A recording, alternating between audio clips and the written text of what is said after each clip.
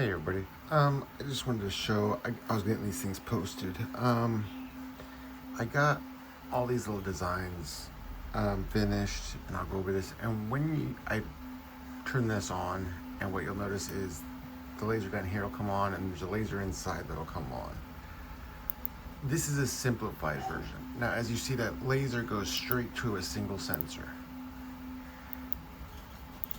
And this, I can move it around. As you can see, it's now pointing towards the other way. And this one will actually go on top, but this will actually be used for a separate one. I have other tops I'm making right now. But that's pretty much, and I don't have everything hooked up. As you can see, I don't have the motor hooked up yet, or the controllers. I'm just kind of getting all the designs and everything right so it sits perfectly. And if you notice, this can spin in here. Let's see. And then we have remote controllers and our little controllers and things we're going to use. I can start getting this wired up now. This is going to be a very simplified version. As you see, I'm using a mirror now instead in the middle, and a motor to control, two motors to control it. One motor on the internal of this will move the mirror, so it moves.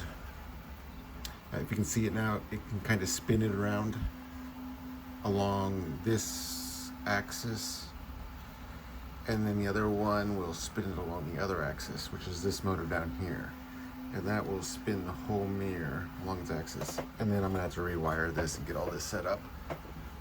These are basic things that anybody can use and make. This is a more powerful stepper motor because I wanted a certain speed for this when it's kind of set. Since I only need 5 spots on height and then a 360-degree spin, and I can hit them all. Depending on which laser, they'll always split, so one will be over here like it is now, and then when this one's on top, it will go to the other side. If I can get it, so you see it kind of flashing over there. One will be on one side, one will be on the other, so then you can divide each into 2 separate groups, and if each is assigned its own bit, and then you can kind of add more of these. I say this is simplified because I'm using mirrors instead of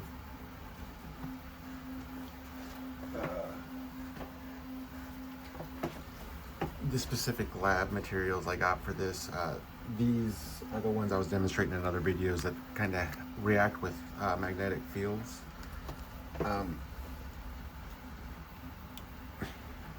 Sorry, I'm kind of testing and making sure I'm getting everything aligned. Then all I need to do is program this motor in here for the 5 steps to get the mirrors. I guess I could do 10, so it's so the mirror can flip it for faster rotations through things, but it's kind of unnecessary when one spin this way is equivalent to a full spin the other way. So it's just it's unnecessary. I used a weaker motor in here just so I can get 5 steps.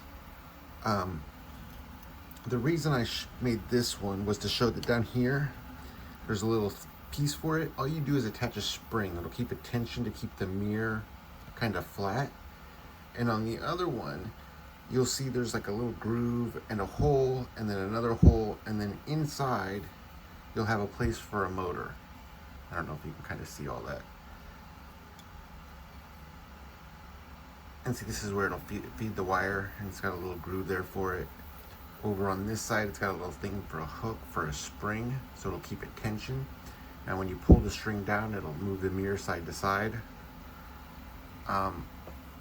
It's very simplified to control beams of light. And these are some very just cheap $2 lasers that you can get for electronics, and they'll work perfectly for this. As you saw, it will, let me get it over there. It will line up just right for those sensors, if you can see that. I don't, my finger. And then if I spin it just a little, and then this is what I'll need to do. I'll need to adjust all 5 lines. 1, 2, 3, 4, and 5 down at the bottom. And then I'll just need to do this one for every single location along the axis. This allows me to control which bit or which processor is getting the signal at any given time. I got something else finished. This is the simplified way of doing this.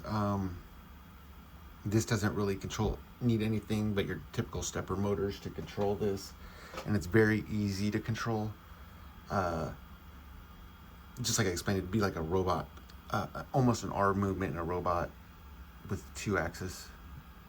This one for that 360, this one for the up and down. But you only need the up and down on 5 slots, and you need the circular probably for about 30 or so. I don't remember. There's more than that probably. There's probably at least 40 rows, because I think there was over 100 sensors on this one.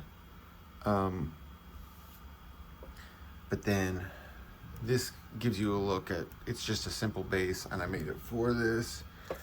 The measurements for this motor were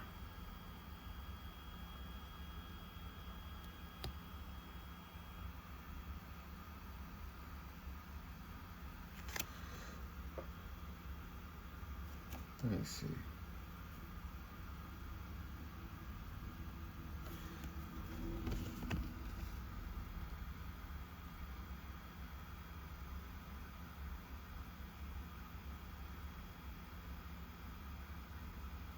I don't know if these are giving me the correct measurements.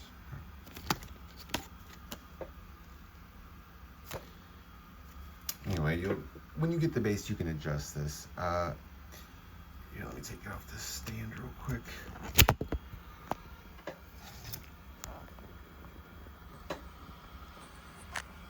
So as you can see, it just sits in there. You can super glue it down if you want to, or add something else. This is the base that you can adjust to move up and down, or however you want to shape how the piece that's going to fit in here.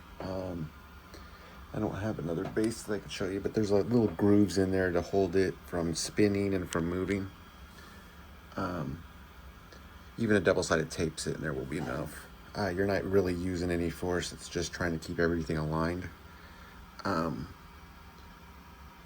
So then I'll get this finished, and this does get mixed with the cube one, and the cube one is a different kind of this. This is more of controlled processing, where you can do 2 sensors at once, and if each one has its own binary, I'm getting tongue-tied. I have a lot of information going through my head, and it's not all coming out correctly.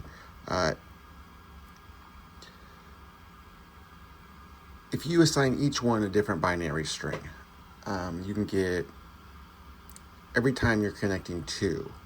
So you're getting very long strings that you can manipulate. And then because of this, you can control which ones you're triggering at any given time. And then you have multiple of these, plus the cubes. You can do a whole lot of fun stuff with it. And these are things you can do at home now, and these are with just light and learning to kind of process information with light. I have an Arduino, a Teensy, some other controller boards. I'll get a script that can work with most of these.